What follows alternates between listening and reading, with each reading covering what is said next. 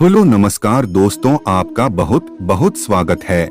आज के इस कहानी में आप सीता माता की जन्म कथा पढ़ेंगे। साथ ही आप जानेंगे कि सीता कौन थी, सीता जी किसकी पुत्री थी, सीता किसका अवतार थी। तो आइए दोस्तों करते हैं यह कहानी शुरू। सीता माता मिथिला के राजा जनक की पुत्री थी।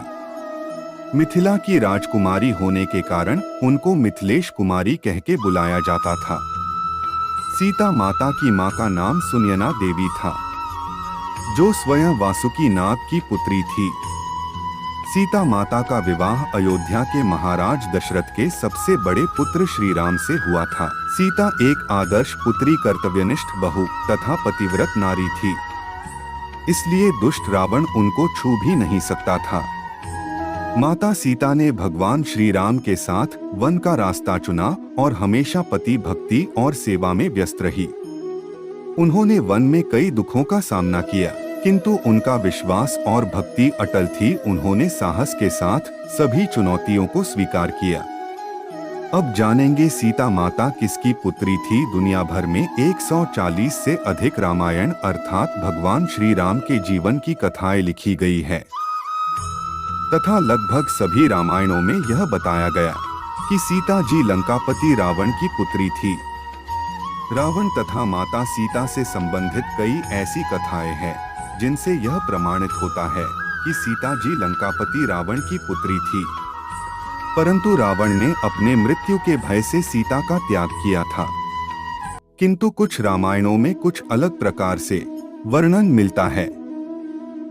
सीता जी का पालन पोषण मिथिला के राजा जनक तथा उनकी महारानी सुनैना ने किया था। सुनैना ने एक पुत्री को जन्म और दिया था जिसका नाम उर्मिला था। उर्मिला का विवाह भगवान श्री राम के छोटे भाई लक्ष्मण से हुआ था।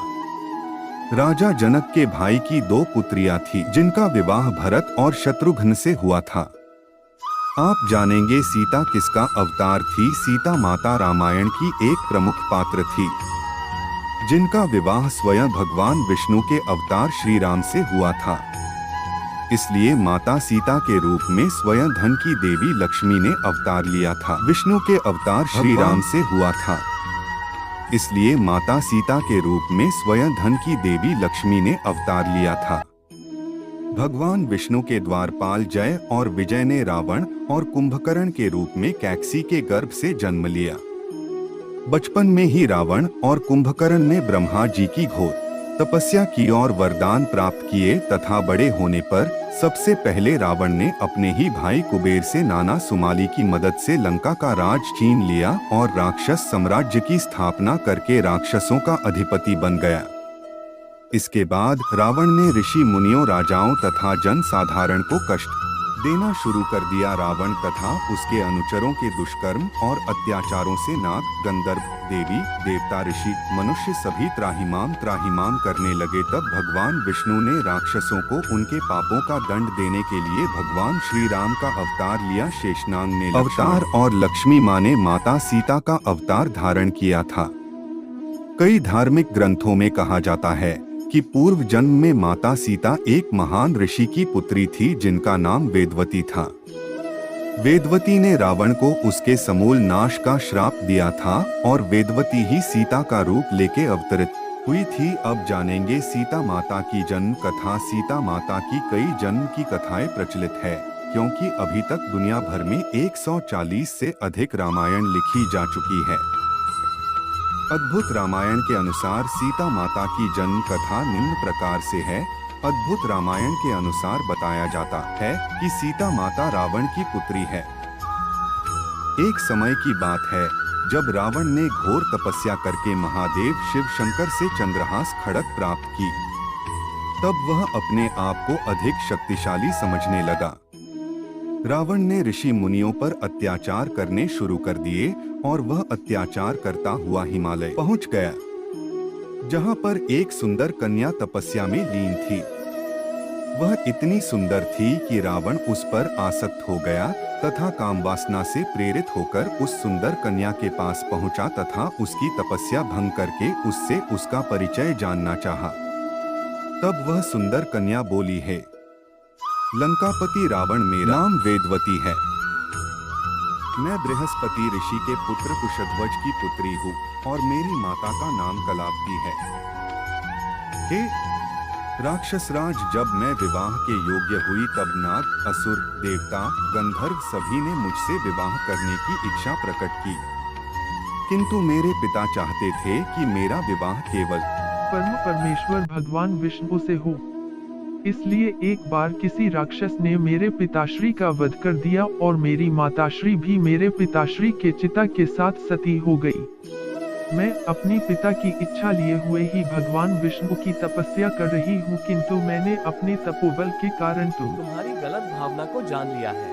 तब रावण ने कहा है, सुंदरी में त्रिलोक विजेता रावण हूँ, मेरे समान तीनों लोकों में कोई भी नहीं है, तुम मेरी रानी बन जाओ। इतना कहके रावण ने उस सुंदरी को अपने पास खींचना चाहा और हाथ पकड़ लिया। रावण के इस दुष्कृत्य से सुंदरी को क्रोध आ गया। उसने रावण को श्राप दे दिया और कहा, तुमने मुझे मेरी इच्छा के विरुद्ध अपनी गलत भावना के कारण मेरे शरीर का स्पर्श किया है।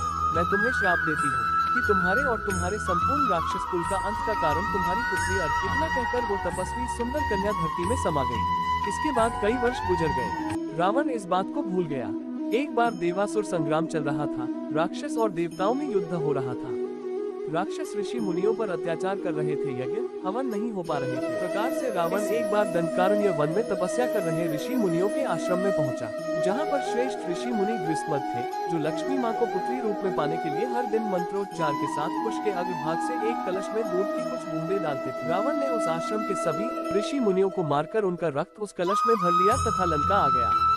उसने ये कलश रानी मंदोदरी को किसी गुप्त स्थान पर रखने के लिए दे दिया और कहा, इसमें विष है, तथा स्वयं किसी पर्वत पर चला गया।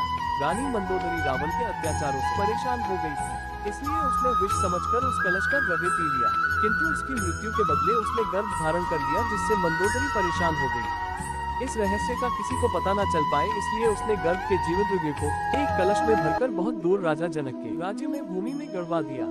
जब राजा जनक ने अकाल से परेशान होकर यज्ञ करवाया तथा धरती पर हल चलाया, तो उनका हल धरती पर गड़ गया। वहां पर खुदाई की गई, तब धरती में से एक संदूक निकला जिसमें एक छोटी सुंदर कन्या थी। राजा जनक ने उसे अपनी पुत्री के रूप में अपना लिया और उसका नाम सीता रखा। दोस्तों, इस लेख में आपने माँ सीता की जन्म कथा पढ़ी। आशा करता हूँ आपको ये लेख अच्छा लगा होगा।